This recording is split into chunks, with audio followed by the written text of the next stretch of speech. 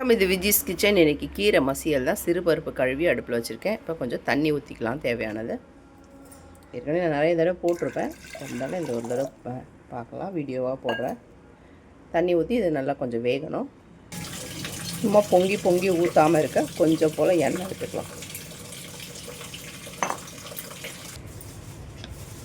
100 பருப்பு தான் போட்டிருக்கேன், ஒரு தக்காளி. இப்போ நான் கீரையை சேர்த்துக்கிறேன். கீரையிலே ஒரு பெரிய வெங்காயம், 4 பச்சை மிளகாய் சேர்த்துருக்கேன். சிறு கீரை இது. இப்போ இதில் நான் தட்டி வச்சுருக்கேன் இஞ்சி பூண்டு, அதை சேர்த்துக்கிறேன். சும்மா ஒரு துண்டு, ஒரு 3 பல் பூண்டு, கொஞ்சம் போல் இஞ்சி.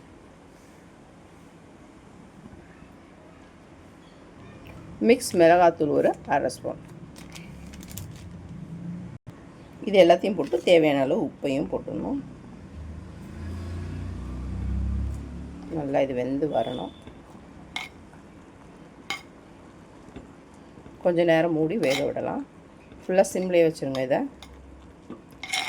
இதே எல்லாத்தையும் போட்டு நம்ம குக்கர்லேயும் ஒரு விசில் வச்சு எடுத்துக்கலாம். என்னென்ன போட்டிருக்கோமோ அதை வச்சு குக்கரில் போட்டு ஒரு விசில் வச்சு எடுத்து தாளிச்சிக்கலாம். குக்கரில் போடும்போது தண்ணி இவ்வளோ வைக்க வேண்டிய அவசியம் கிடையாது. தண்ணி ஒரு 1/2 டம்ளர் தண்ணி ஊற்றினா போதும்.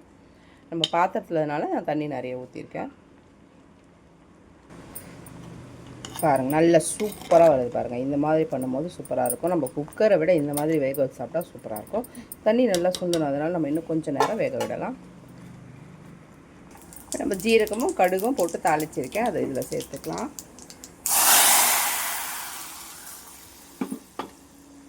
அவ்வளோதான், சூப்பரான மசியல் ரெடி.